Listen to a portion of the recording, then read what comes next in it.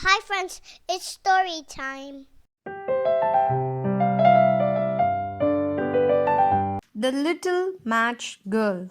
It was dreadfully cold. It was snowing fast and almost dark. The last evening of the old year, was drawing in. But, cold and dark as it was, a poor little girl with bare head and feet was still wandering about the streets.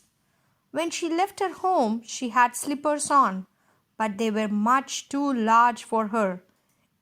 They belonged to her mother, and had dropped off her feet while she was running very fast across the road to get out of the way of two carriages.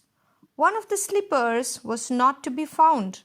The other had been snatched by a little boy, who ran off with it thinking it might serve him as a doll's cradle. So the little girl now walked on, her bare feet quite red and blue with the cold. She carried a small bundle of matches in her hand, and a good many more in her tattered apron. No one had bought any of them the livelong day. No one had given her a single penny. Trembling with cold and hunger, she crept on, the picture of sorrow, the poor little child. The snowflakes fell on her long fair hair, which curled in such pretty ringlets over her shoulders, but she thought not of her own beauty, nor of the cold. Lights were glimmering through every window, and the savour of roast goose reached her. It was New Year's Eve, and it was of this that she thought. In a corner formed by two houses, one of which projected beyond the other, she sat down, drawing her little feet close under her, but in vain. She could not warm them. She dared not go home. She had sold no matches, earned not a single penny, and perhaps her father would beat her. Besides, her home was almost as cold as street. It was an attic, and although the larger of the many chinks in the roof were stopped with straw and rags, the wind and the snow often came through.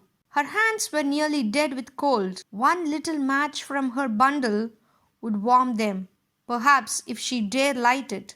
She drew one out and struck it against the wall. Bravo! It was bright, warm flame, and she held her hands over it. It was quite an illumination for that poor little girl. Nay, call it rather a magic taper, for it seemed to her as though she were sitting before a large iron stove with brass ornaments, so beautifully blazed the fire from within.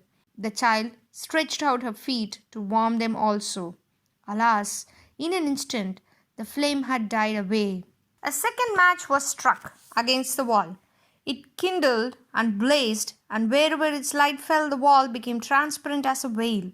The little girl could see into the room within. She saw the table spread with a snow-white damask cloth, whereon were ranged shining china dishes.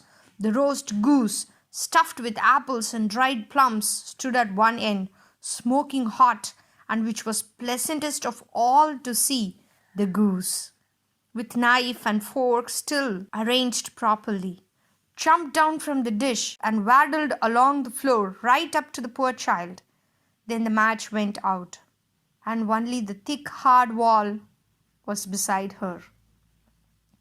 She kindled a third match. Again up shot the flame, and now she was sitting under a most beautiful Christmas tree, far larger and far more prettily decked up and the one she had seen last Christmas Eve.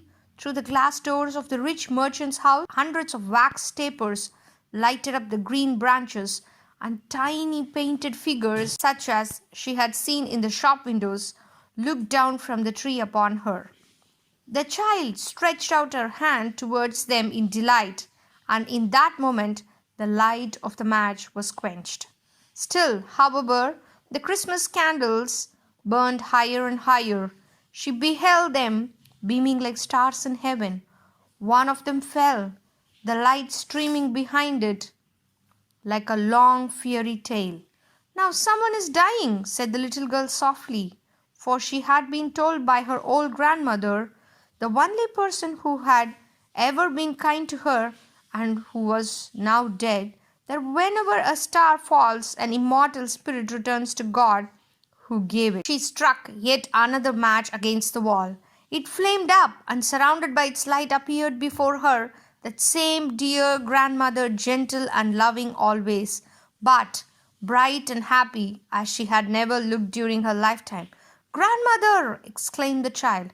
"Oh, take me with you. I know you will leave me as soon as the match goes out.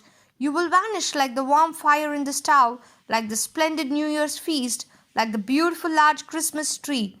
And she hastily lighted all the remaining matches in the bundle, lest her grandmother should disappear.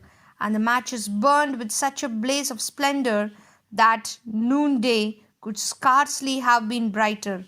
Never has the good old grandmother looked so tall and stately, so beautiful and kind. She took the little girl in her arms, and they both flew together joyfully, and gloriously they flew higher and higher, till they were in that place where neither cold, nor hunger, nor pain is ever known.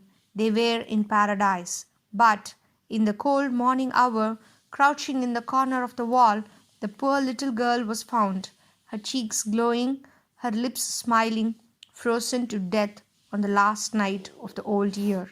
The New Year's sun shone on the lifeless child. Motionless she sat there with the matches in her lap, one bundle of them quite burnt out. "She has been trying to warm herself, poor thing," the people said, but no one knew of the sweet visions she had beheld, or how gloriously she and her grandmother were celebrating their New Year's festival. The end.